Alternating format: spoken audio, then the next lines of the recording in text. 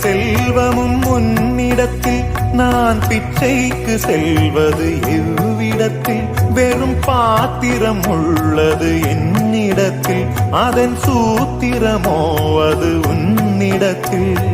ஒரு முறையா இருமுறையா பலமுறை பல பிறப்பெடுக்க வைத்தாய். புதுவினையா பழவினையா கணம் கணம் தினம் என